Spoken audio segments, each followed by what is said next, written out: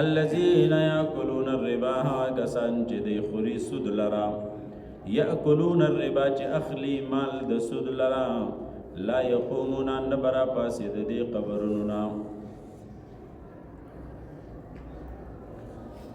ربا په لغت کې مطلق زیادت ته ویل کېږي لیربو فی اموال الناس او په اصطلاح کې فضل خال عن العوض شرط لأحد المتعاقدين هغه فضل چې د عوض نه خالی وي د هغې مقابله کې څه نه وي او په عاقدینو کې د یو دپاره شرط ګرځولی شوی وي نو دې ته ربا ویلی کېږي موږ خلک ورته سود وایو مثال په طور باندې یو سړي ته 10,000 روپۍ ورکړي او له 20 ورځې پس نه 11,000 روپۍ غواړي دا سود دی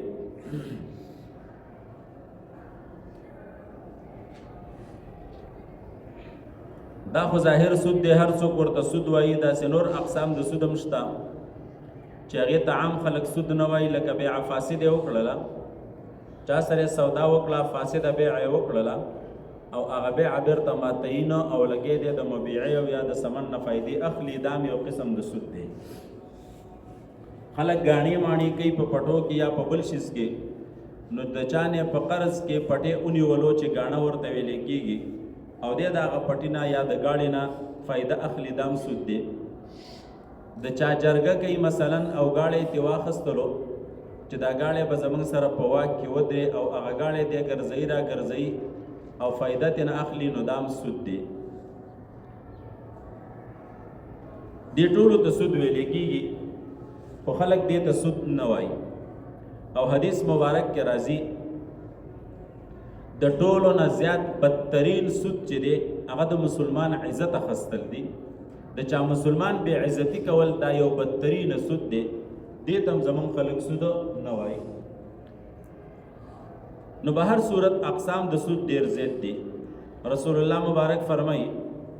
ما وکتل په جهنم کې څه کسان داسې وو چې د هغې خېټې د غټو غټو کمرو په شانته وي او په هغه خېټو کې دننه ماران لړمان ګرځېده ما تپوس وکړو د جبریل علیه السلام نه چې دا څوک دي وی راته ویې چې دا ستا د امت سودخواره دي سودخواره چې سود خوري 1 روپۍ د سود چې څوک وخوري وی دومره وبال دی دومره سخته سزا یې ده لکه 80 پیرې چې په کعبه کې زنا وکړي یا بعضې روایاتو کې خپله مور راغلی چې د خپلې مور سره زنا وکړي نو دا یې وبال دی دا یې سزا ده دارنګې د سود پیسې چې یو سړی اخلي او ډېرې کې سیوای کې الله رب العزت فرمایي د دې انجام چې دی نو هغه کموالی طرف ته راځي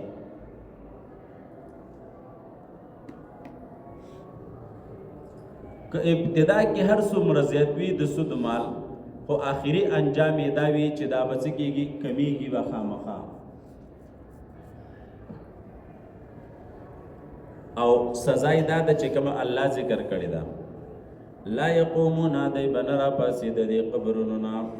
الا کما یقوم الذی الا کقیام الذی مگر پشان د راپاسېدلو د هغه سړي یتخبطه شیطانو چې ګډوډ کړی وي د لره شیطان من المسی د لیونتوب نه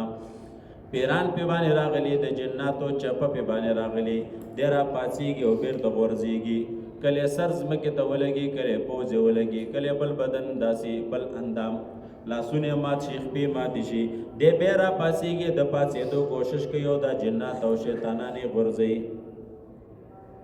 ذالک بانهم دا ځکه چې بېشکه دی به ویلي انما البیع مثل الربا چې بېشکه دا بیع هم د سودو په شانته ده انما البيع مثل الربا چې بېشکه بیع هم د سود په شانته ده دې ته تشبیه مقلوب ویلی کېږي مطلب یې دا و چې دا اخیستل خرڅول خلک کوي په بازار کې د دې سره هم پیسې سیوا کېږي او د سود سره هم پیسې سیوا کېږي نو که اخیستل خرڅول حلال دي نو پکار دا ده چې دا ربا هم حلاله شي پکار خو داسې و انما الربا مثل البیع چې دا ربا د بیع په شان ته دا خو قلب یې پکې وکړو مقلوب یې کړه مشبه به وګرځول مشبه به مشبه وګر تشبیه مقلوب دې ته ویل کېږي وحل الله البيع الله جواب کوي الله حلال کړی د بیع لرا وحرم الربا او حرام کړی د ربا لرا فمن جاءه موعظه چا د جرال نصيحت من ربه د رب د طرف نه فانتها او د منشو څوک خبر شو په دې باندې چې دا کار زما حرام دی او دا سود دی او دا غي نه بعد دا کار پرې خوستلو به نه کولو فانتها دا معنا ده فله ما سلفا نو د لپاره هغه څه دي چې مخکې کړی وي یعنی کله دې نه مخکې کم ګډې وډې بیع کړي یا څه داسې کارونه کړي نو خیر دې کړي دي البته که خاص د چانې په سود باندې روپۍ اخستې وي او هغه ورته معلوم وي نو د سود نه د توبې ایستلو طریقه دا ده چې هغه مالونه به خپلو مالکانو ته واپس کوي د چا سره چې سود کړی وي وامره الى الله او کار اسپارل شوی دی الله رب العزت او من عاده څوک چې راو ګرځېدلو دي سود تمانا دادا چې حکم یې واورېدلو خپې باندې پوه شو د هغې نه وروسته هم بې سودونه کوي اولئک اصحاب النار هم فیها